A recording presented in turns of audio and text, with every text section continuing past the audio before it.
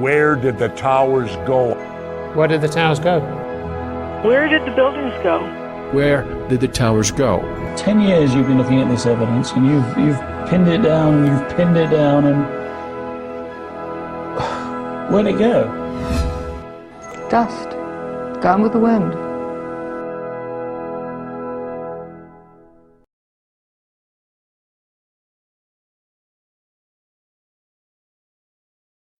We're talking about the fact that most people see what they expect to see, what they want to see, what they've been told to see, what conventional wisdom tells them to see, not what is right in front of them in its pristine condition.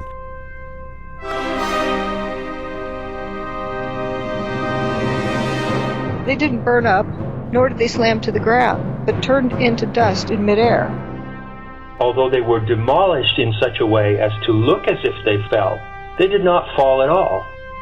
The buildings, in fact, mostly turned to dust before they hit the ground. You see the steel falling in midair, trailing dust. It's not hitting anything as it's flying through the air. So why is it turning to powder in midair? It's not pulverization, it's not vaporization. I call it dustification. The buildings turn to dust. Those towers literally disintegrated. They went into dust. How could so much steel and concrete just vaporize? Did it all turn to dust? It's incomprehensible for somebody to see something solid turn into dust. The buildings turn to dust in midair. If you look at it, you can see that.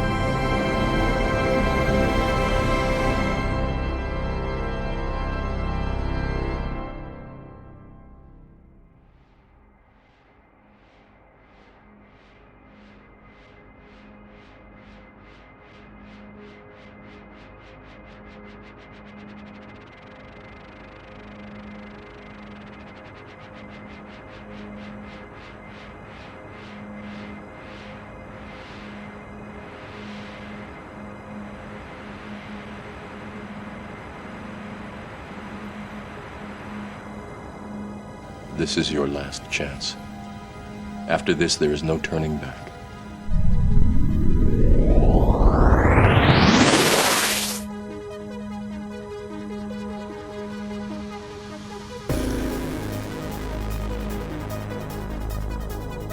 You have a steel beam flying through the air, and it's dissolving as it flies through the air. It's turning into dust, and it's not hitting anything. The building was not smashed to bits.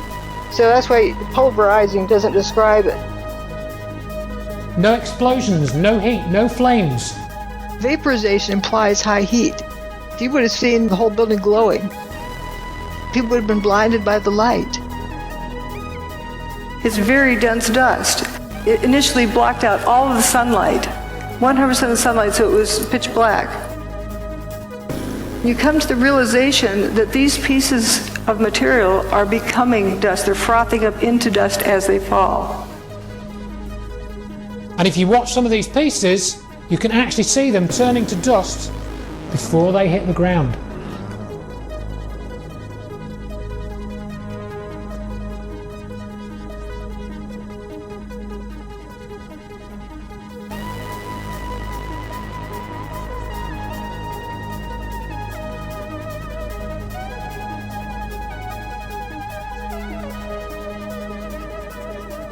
It turns to dust.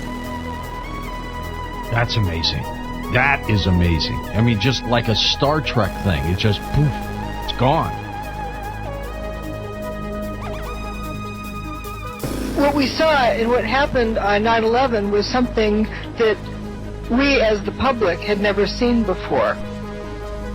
What happened on 9/11, I believe today it was not a controlled demolition, it was not nanothermite, and it certainly was not the pancake effect of two planes hitting a building. There's a cluster of core columns that remains here. Watch what happens to them.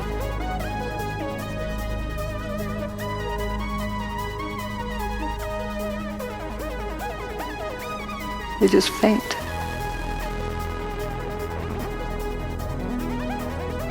Here's Building 7, which is a 47-story building. It's like 650 feet tall, approximately. This has got to be over that.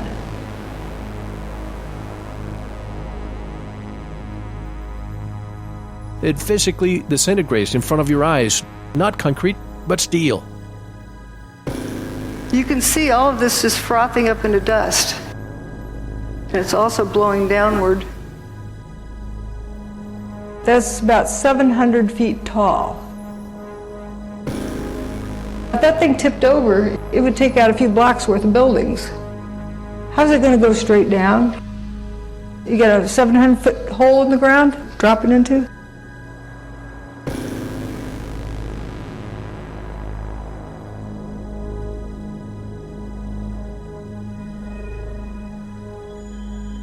This video is of Building 7. Notice it's one face and one face only that has this lather pouring out of it. If that's smoke, why is it one face only from ground to roof?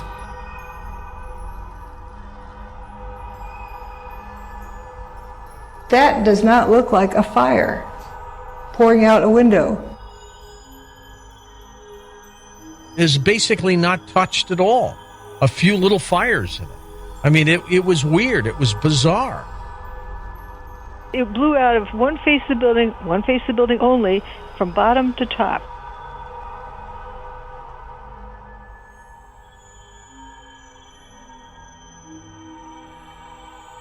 These windows are broken.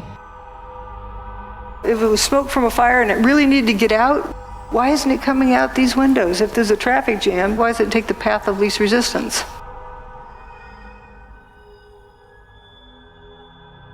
Notice it's spiraling around. And the wind that day was only like 7-8 miles per hour. It's not pushing out, it's being sucked out, it looks like. And that poured out of the building all afternoon for 7 hours. That's a lot of material. So basically it was disintegrating from the inside. By 5:20 p.m., there wasn't enough mass left to slam to the ground. The walls were like an empty shell.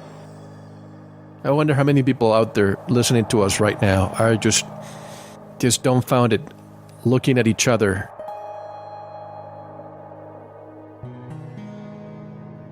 Here was these huge buildings that turned to dust in midair right in front of our faces on TV.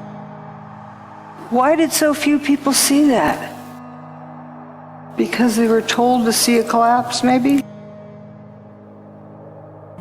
It does not fall within their learned parameters. Conventional wisdom kicks in, and it says that it's impossible to dustify a building.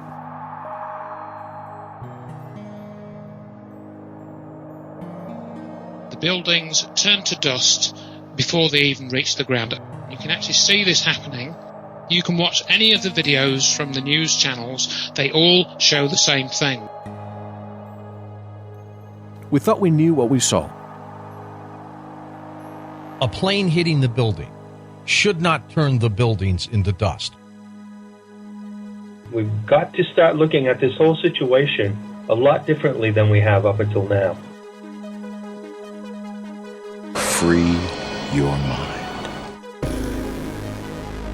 They just seem to crumble. This is not a theory, and it is not speculation. The proof is staring us right in our face. Can you call that a collapse? The building didn't burn up, nor did it slam to the ground, but turned into dust in midair. The 110-story tower disintegrated in just 10 seconds.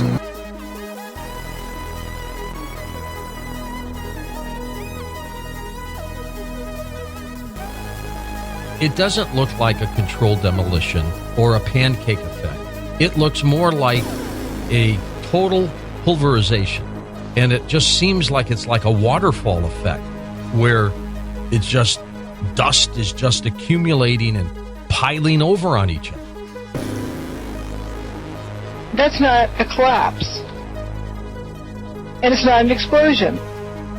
It's a building frothing up into powder. This is 110 stories of building turning to dust in 10 seconds. It just seems to turn into dust. The towers did not collapse. They did not collapse. They would turn to dust. The towers were not brought down, but instead were turned into dust. We don't have a word in our vocabulary that describes that. So I've invented a new word, dustification. I kind of define it as the process of turning a solid structure into powder in midair. Dustified. There it goes. Wait a minute, that building's turning into dust in midair. Collapses don't do that.